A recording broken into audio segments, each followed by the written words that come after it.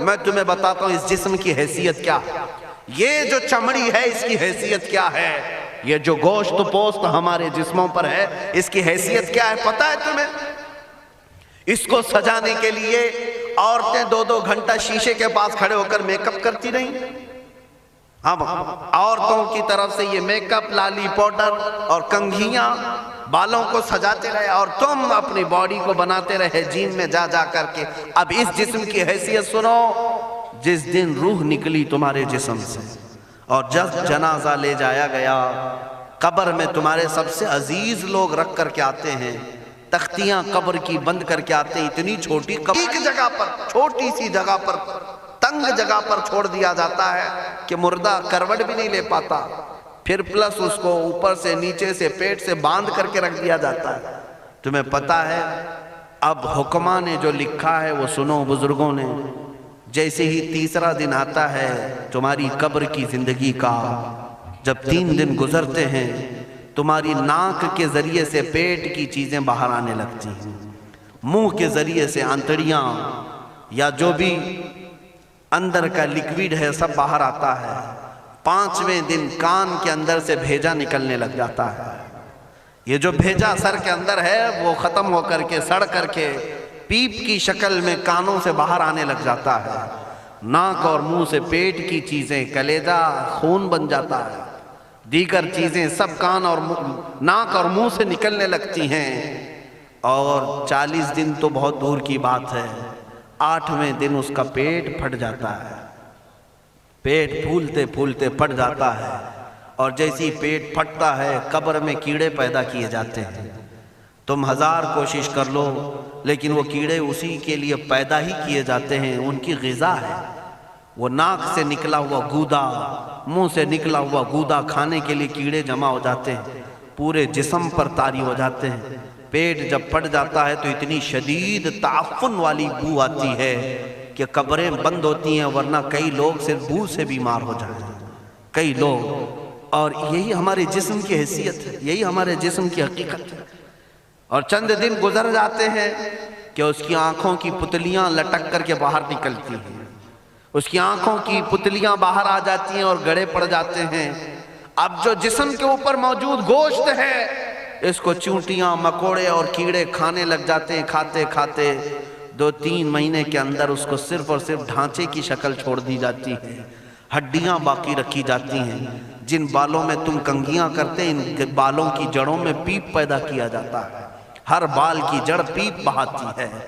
اور جن چہروں پر تم پاؤڈر لالی لگا کر کے اس کو سجایا کرتے آئینے میں کھڑے ہو کر، ان چہروں پر اللہ تبارک و تعالیٰ ایسی جھریاں پیدا کرتا ہے۔ یہ تو عام لوگوں کی بات، اور اگر گنہگار ہیں تو ان کے چہروں پر بچھو چھوڑ دیے جاتے ہیں، بچھو چھوڑ دیے جاتے ہیں۔ کئی لوگوں کی قبروں پر سانپ ان کی ناک کو ڈستے رہتے ہیں اور ان کا گودا پیتے رہتے ہیں۔ سانپوں کا عذاب، بچھوؤں کا عذاب، یا قبر کے عذاب کے ساتھ یہ جسم گلا دیا جاتا ہے، ہڈیوں کے سوا کچھ نہیں باقی رہتا۔ تم کیا سمجھتے ہو مرنے کے بعد احساس نہیں ہوگا؟ مرنے کے بعد ہر درد کا احساس دگنا کر دیا جائے گا۔ آج زندگی میں جتنا تمہیں چونٹی کاٹنے سے درد ہوتا ہے، مرنے کے بعد یہ درد 10 گنا زیادہ بڑھ جائے گا، تمہیں اور درد ہوگا، اور درد ہوگا۔ یہی جسم جو کیڑوں کی غذا بن گیا، کفن ختم ہو گیا، ہمارے جسم میں پیٹ کا گودا باہر آ گیا، آنکھوں سے کانوں سے ساری چیزیں لکوڈ ختم کر دی گئی، بھیجا کانوں سے بہہ کر کے نکل آیا، بچا کیا ہمارے پاس؟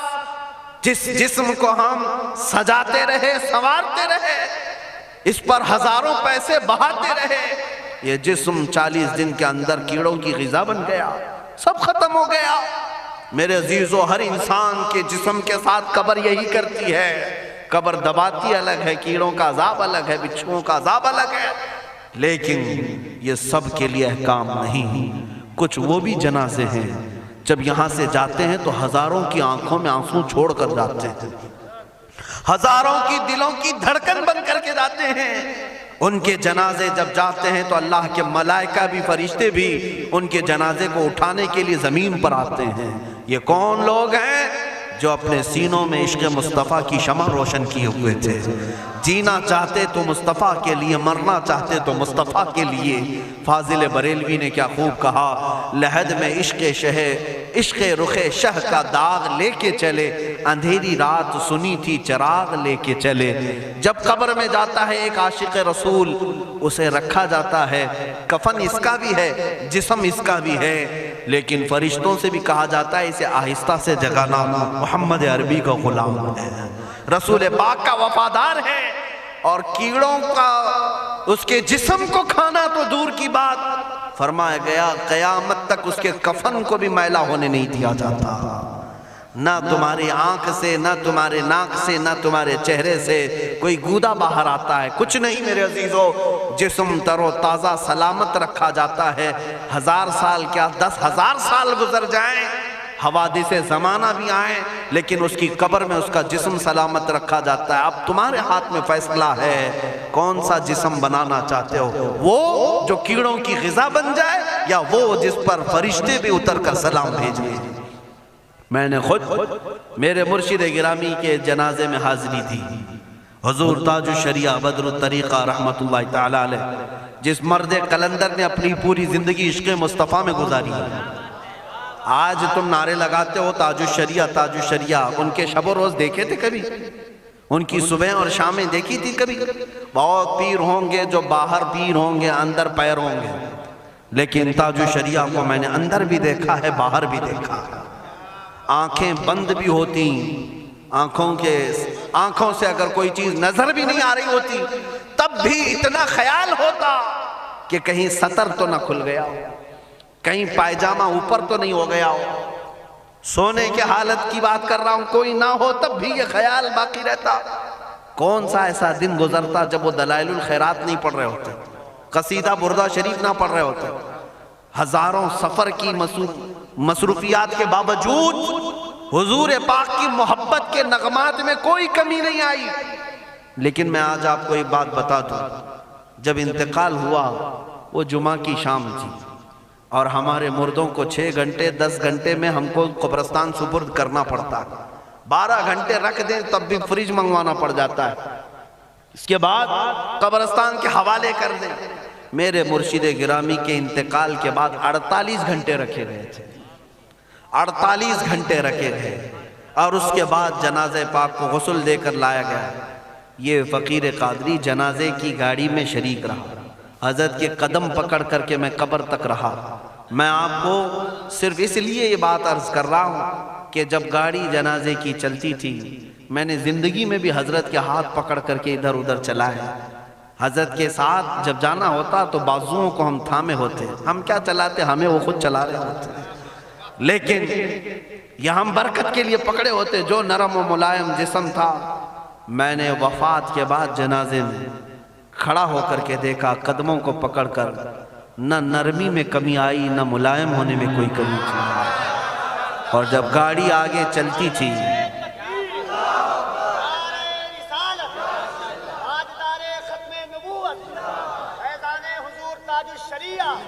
جب آپ گاڑی جنازہ جس پر رکھا ہوا تھا چلتی تھی، تو میرے عزیزو زندگی میں جس طرح جسم نرم ملائم تھا، میں نے دیکھا کہ گاڑی جب اس کے دھڑکے ہوتے تھے ادھر ادھر، تو پیٹ مبارک اور سینے مبارک ویسے ہی ہلتا تھا جیسے کسی زندے کا ہلتا. ہاتھ پر انگلی رکھیں تو خون سرک جائے اور پھر اپنی جگہ پر آ جائے. یہ کوئی مبالغے کی بات نہیں کر رہا ہوں، یہ آنکھوں سے دیکھی ہوئی چیز ہے. اور قبر انور میں رکھنے کے بعد جب ان کے صاحبزادے اور داماد نکل کر کے آئے، تو تھوڑی دیر کے بعد ہم نے دیکھا کہ چہرہ خود بخود قبلے کی طرف تھا. ہم اپنے مردوں کو رکھواتے ہیں، لیکن اس عاشق رسول نے اپنا چہرہ پہلے سے قبلے کی طرف کر لیا. یہ کرامات کہیں یا زندگی کی حقیقت کہیں، حقیقی بات تو یہ ہے جو مصطفیٰ کی یاد میں جاتا ہے.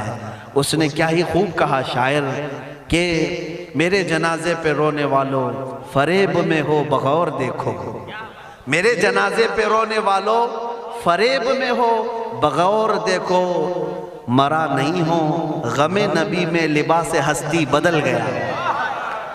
ہاں، مرا نہیں ہو غم نبی میں لباس ہستی بدل گیا ہوں۔ ان عاشقوں کا حال یہی ہوتا ہے کہ یہ مر بھی جاتے ہیں، انتقال کر بھی جاتے ہیں، تو بس لباس بدلتا ہے لیکن زندگی پہلے سے اور بلند ہوتی ہے۔ عزیزان گرامی، تمہیں اسی بات پر میں لانا چاہتا ہوں، کون سی زندگی گزارنا چاہو گے؟ کون سی زندگی؟ یا عیاشوں کی، یا نچنیوں کی، یا مجرا کرنے والوں کی، ان ظالموں کی جو جہنم کی طرف تمہیں لے جانے کے لیے تیار بیٹھے ہیں؟ چند دنوں کی عیاشی ہے، تم گانے گا کر، اچھل کود کر کے اپنے نفس کو تو راضی کر سکتے ہو، لیکن رب ذوالجلال کی رضا کبھی نہیں لے سکتے۔ آج تم دنیا میں فلموں کی زندگی جی کر کے تھوڑی دیر کی خوشی تو حاصل کر سکتے ہو، لیکن قبر کی راحت کبھی نہیں لا سکتے، قبر کا سکون کبھی نہیں لا سکتے۔ قبر میں اگر سکون چاہیے تو صرف ہمارے سینوں کو ادھر حوالے کرنا ہوگا، مصطفیٰ کریم کے حوالے کرو۔ اب اپنی زندگی کو بدلنے کا وقت آ گیا۔ اے میرے عزیزو، ناموس رسالت کی حفاظت یہی ہے کہ حضور کے اخلاق کی پہلے حفاظت کی جائے، حضور کی سنتوں کی حفاظت کی جائے، حضور پاک کے نام پاک کی حفاظت کی جائے، ان کی تعلیمات، ان کے احادیث کی حفاظت کی جائے۔ جس طرح صحابہ کرام نے اپنی جانیں قربان کر کے حضور کی عزت کی حفاظت کی ہے، آج وقت آیا ہے ان ظالموں کی طرف نہ دیکھنا، یہ بھونک بھونک کر کے تمہیں جگا رہے ہیں، بیدار کر رہے ہیں۔ میں جواب دیتا رہوں گا انشاءاللہ، لیکن ساتھ میں ان حادثات کو اپنے لیے ایک الگ انداز سے دیکھتا ہوں۔ اگر کوئی کتا کسی مندر کے گوفے میں بیٹھ کر بھونکتا ہے اور میرے نبی پاک کی عظمت پر حملے کرتا ہے تو درد تو ہوتا ہے، لیکن ساتھ میں عقیدہ بھی تو ہمارا یہ ہے، رہے گا یوں ہی ان کا چرچا رہے گا، رہے گا یوں ہی ان کا چرچا رہے گا، پڑے خاک ہو جائیں جل جانے والے۔ یا رسول اللہ، تو گھٹائے سے کسی کے نہ گھٹا ہے نہ گھٹے گا، جب بڑھائے تجھے اللہ تعالیٰ تیرا، مٹ گئے مٹتے ہیں مٹ جائیں گے آدھا تیرے، نہ مٹا ہے نہ مٹے گا کبھی چرچا تیرا۔ یہ کتے کتاب لکھ کر کے کہتے ہیں محمد عربی کا چرتر، ان کے اخلاق، ان کے کردار برے تھے، اور ایسی کوئی چیز نہیں ہے اسلام میں جس سے امپریس ہو کر اسلام قبول کیا جانا چاہیے۔ محمد صلی اللہ علیہ وسلم کے نام کو اسلام سے ہٹا دینا چاہیے۔ ان ظالموں کو میں جواب دینا چاہتا ہوں، اے مسلمانوں، یہ تمہیں جگانے کے لیے آ رہے ہیں، یہ تمہیں بیدار کرنا چاہ رہے ہیں۔ اب اٹھو اور یہ بتاؤ تم کہاں کہاں سے میرے نبی کو مٹاؤ گے، کہاں کہاں سے؟ ارے ہمارے گھروں میں بچوں کی ولادت بھی ہوتی ہے، کان میں اگر ہم اللہ کا نام لیتے ہیں تو ساتھ میں محمد کا بھی نام ہے۔ ہمارے بچے جس دن اس دنیا میں آتے ہیں، اذان ان کے کانوں میں دی جاتی ہے تو اللہ کے نام کے ساتھ محمد کا نام بھی آتا ہی ہے۔ ہماری اذانیں، ہمارے نماز کو بلانے والی آوازیں، تم کیا مٹا پاؤ گے محمد عربی کے نام کو؟ یہ ہزاروں نہیں کروڑوں اذانیں بار بار دن میں دے دے کر کے یہ بتاتی ہیں کہ تم واللہ محمد عربی صلی اللہ علیہ وسلم کا ذکر تم کبھی الگ نہیں کر سکو گے۔ ذکر خدا جو ان سے جدا چاہو نجدی ہو، واللہ ذکر حق نہیں گنجی سقر کی ہے۔ حضور پاک کا نام کہاں سے ہٹاؤ گے؟ اذانوں سے ہٹاؤ گے، اقامت سے ہٹاؤ گے، نمازوں سے ہٹاؤ گے؟ بلکہ اقبال نے کیا ہی خوب کہا تھا، دشت میں دامن کوہسار میں میدان میں ہے۔ کہاں ہے یہ نام؟ دشت میں دامن کوہسار میں میدان میں محمد ہے، بحر میں موج کی آغوش میں طوفان میں محمد ہے، چین کے شہر مراکش کے بیابان میں محمد ہے، اور پوشیدہ ہر مسلمان کے ایمان میں محمد ہے۔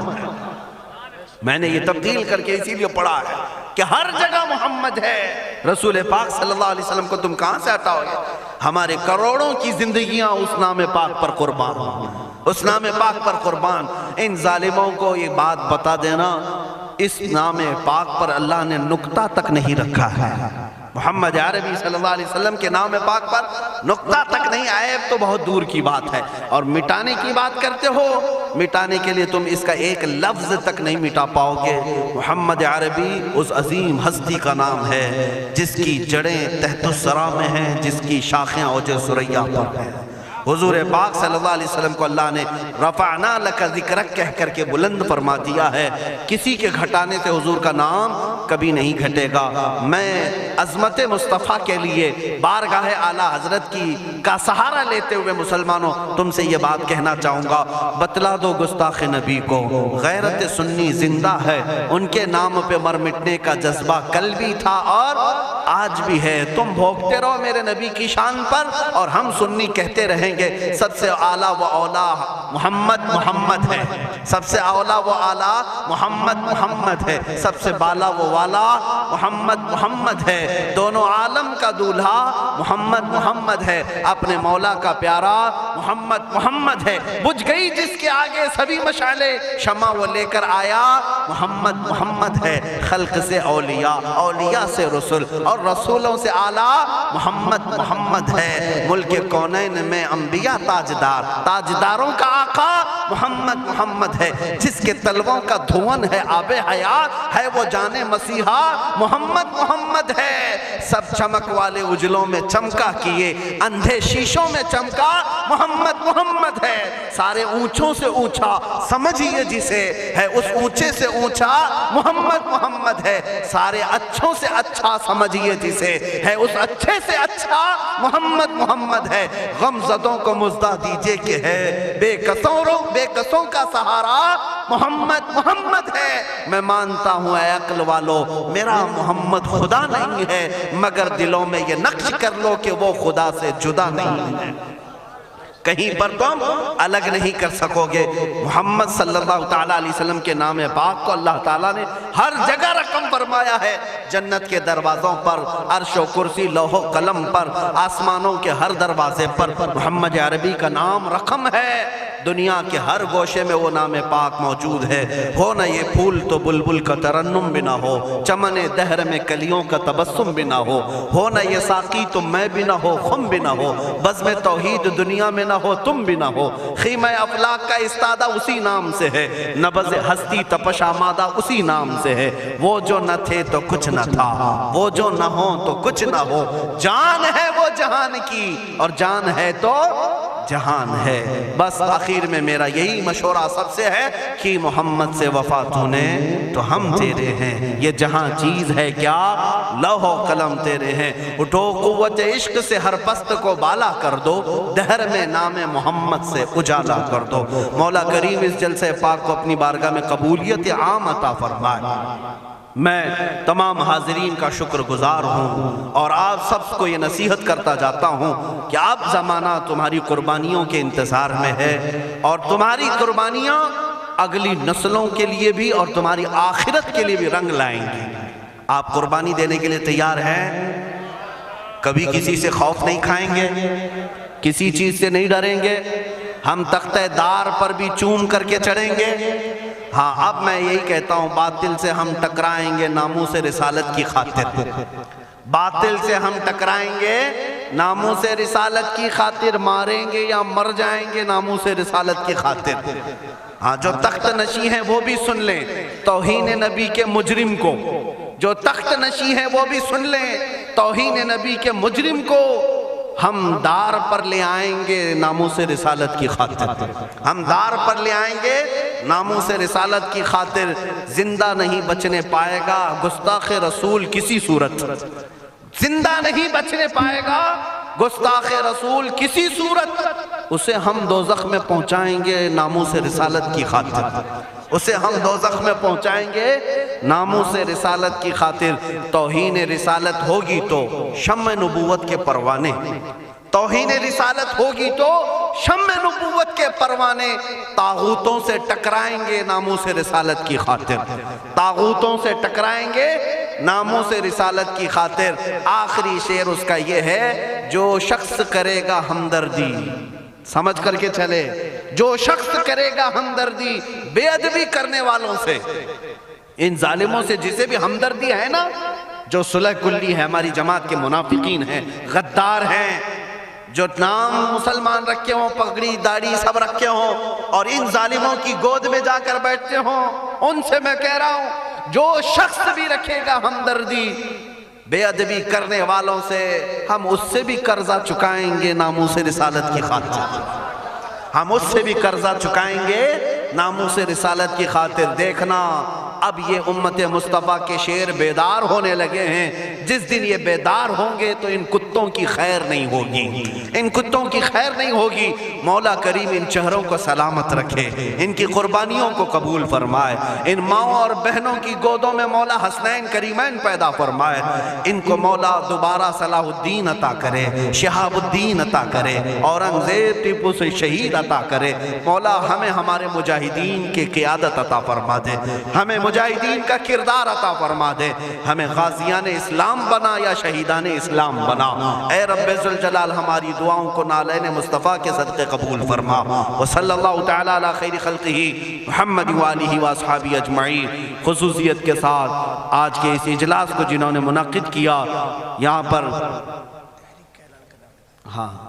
حاجی ارشاد صاحب ان کے والد گرامی، اللہ تعالیٰ ان کی مغفرت فرمائے۔ یہ اتنا عظیم جلسہ ہے، اتنا عظیم جلسہ ہے، ناموس رسالت تاجدار ختم نبوت کے نام پر یقیناً رسول اللہ تک یہ سارا معاملہ فرشتے پہنچائیں گے، اور ساتھ ہی اس کی خیرات مرحوم کی قبر تک بھی جائے گی انشاءاللہ۔ آئندہ ہمارے یہی رواج بھی ہونے چاہیے، ہماری شادی بیاہ ولیمے ساری چیزوں میں ہم لاکھوں کے پیسے پٹاخوں میں نہیں اڑائیں گے، حضور کی محبت میں میلاد کر کے خرچہ کریں گے، حضور کے نام پر خرچہ کر کے کریں گے۔ کیوں؟ ہم رسول اللہ کے، جنت رسول اللہ کی، ہمیں جو بھی ملا ہے وہ صدقہ رسول اللہ کا، ان کے نام پر ہم لٹائیں گے۔ اور یہ اعلان سن کر کے چلیں، انشاءاللہ العزیز آپ تک بھی علماء آئیں گے۔ ہم نے ابھی چند روز قبل، یہ کافی دنوں سے، کئی مہینوں سے ہمارے ذہن میں تھا، وہ میں نے حیدرآباد کی سرزمین سے شروع بھی کیا۔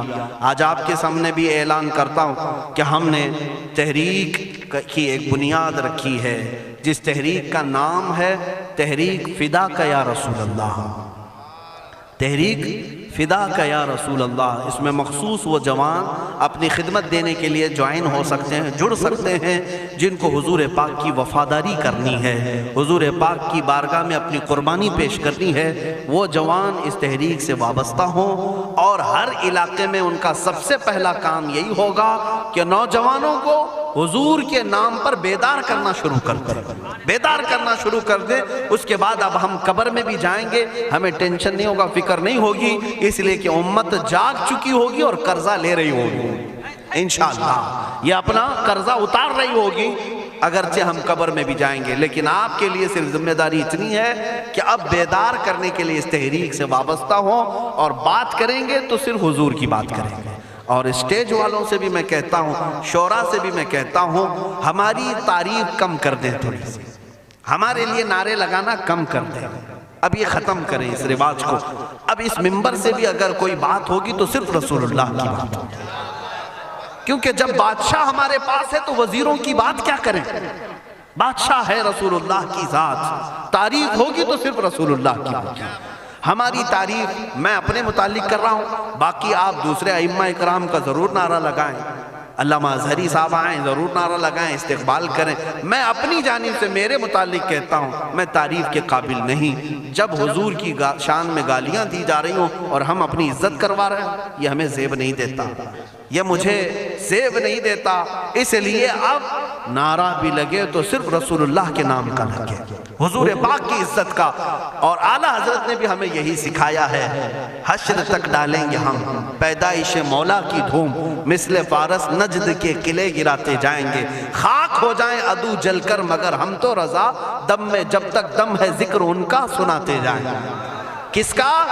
ان کا، حضور کا ذکر کرتے رہیں گے۔ اعلیٰ حضرت کا مشن یہی تھا، ان کا مسلک بھی یہی تھا، انہیں جانا انہیں مانا، نہ رکھا غیر سے کام، للہ الحمد میں دنیا سے مسلمان گیا۔ اعلیٰ حضرت کا قلم کبھی دوسروں کی تعریف نہیں کرتا تھا، کرو مد ہے اہل دول رضا، پڑے اس بلا میں میری بلا، میں گدا ہوں اپنے کریم کا، میرا دین پارہ نہ نہیں۔ یہ اعلیٰ حضرت کا مسلک ہے، اسی پر ہم سب کو قائم ہونا ہے۔